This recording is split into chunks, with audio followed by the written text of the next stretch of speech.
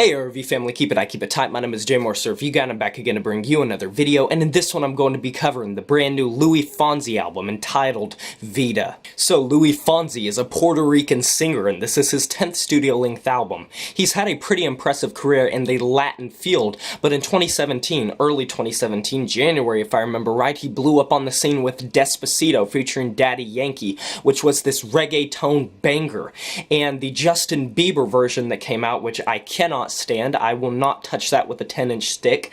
It really blew him up even more, got him even more popularity because that started playing on the radio a lot more, that got a lot of radio play, and it opened people up to Luis' music. And seeing that Despacito's on this album and knowing his style, I figured I would check this out. Now, Latin music is a genre that I'm usually very picky with, but I do check it out a lot. I don't review a lot of it, but I am a fan of a lot of Latin music. It has a lot of formulas and a lot of passionate vocal melodies. Soul and R&B music really run rampant. I really love a lot of the guitars and reggae themes, but at the same time, Luis' album to me seems like a bastardization of pretty much everything that I just mentioned done to a bad effect. And I don't know what it is. I don't know if it's the fact that Latin music has become so infected by American music, or if American music is trying so hard to be Latin and Spanish music just because it's putting in all these influences and these stylistic origins into the mainstream nowadays. But either way, a lot of this album doesn't feel like it stands on its own as a Spanish album, in my personal opinion. And to be honest, even though Luis gives such a nice performance on this album, and even though he's obviously singing in Spanish and he has a very powerful voice, so many of these instrumentals seem either stripped back, boring, uneventful, forgetful, or just straight up American pop instrumentals, and that's unfortunate because if I'm wanting to listen to a Spanish album, I kinda want to listen to a Spanish album. SOLA is a good starter to the album, but this instrumental sounds so Americanized, so stripped back. It's a nice R&B instrumental, but it does not seem like it really fits shoulder to shoulder with Fonsi's voice. He's very raspy, he has a very nice singing voice, but for it sounding so Americanized, I'm just scratching my head like, really? And as we go further into this review, I'm going to butcher these song titles. I will fully say I don't speak Spanish, so I highly apologize if you're a Spanish speaker and I'm butchering these, but I just wanted to give that little forward. I don't speak Spanish. Although I did read the translated lyrics, don't worry. And not that it really does much, because these lyrics on this album are just kind of boring. There's nothing really there. If you dig deep, if you're an English listener and you're reading with the lyrics, yeah, you may get a little bit of something, but I don't really think it's that worth it.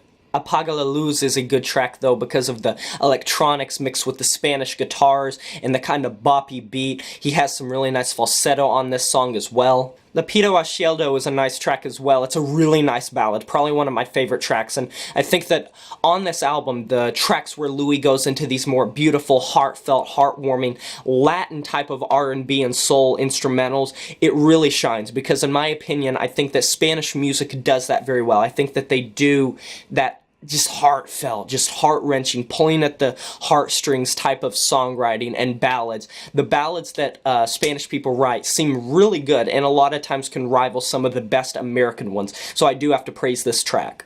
Impossible featuring Ozuna is only 2 minutes and 44 seconds, and I'm glad because it's one of the most forgettable and boring songs on this whole album. It features this stereotypical reggaeton beat that is as underwhelming as it is forgettable, and it makes sense because Ozuna is a reggaeton singer for the most part, but most of the time when Luis hops on these reggaeton beats, it turns out very boring, very forgettable as a track, because there's nothing being done interesting with this. Poco a Poco is a stripped-back acoustic guitar song. Luis' voice can be praised on this track, but for the most part is forgettable as well, with not much going on with the instrumental, not much going on with the lyrics, and the only constant on this song and this album is Luis' voice, and that is a thing that runs rampant throughout this entire album, save for a few tracks. In my opinion, consistency and listening factors is a very important thing when you're reviewing an album and when you're listening to an album, and when this is such a mixed bag and the only constant is the vocal performance,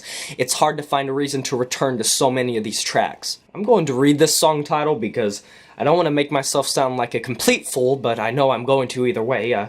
Dimo que no te irás is, God. Holy crap, that was terrible. It's another really good ballad. Louis does ballads very well on this album. His voice shines. He feels like also that he gives his all to these tracks. A lot of the times, his pop songs and his reggaeton songs can sound boppy. They can sound like nice pop banger hits, but at the same time, when he goes into these ballads, it really feels like his voice is just equipped and ready to go for these types of tracks, like it's suited for these tracks. ECHAME La Culpa is a song featuring Demi Lovato, and she speaks Spanish on this track, and also English, and it's a very forgettable track. It's very boring. It sounds like another stupid pop crossover track that you've heard before, and Louis doesn't feel like he's given his all to this track. He sounds like he's just doing the same vocals he does on a lot of this track, and Demi Lovato sounds about as phony and pop diva-esque as she does on her own stuff, and her lyrics are boring. I'm assuming she wrote her own lyrics in English, but I did not enjoy this track whatsoever, and as a collaboration, as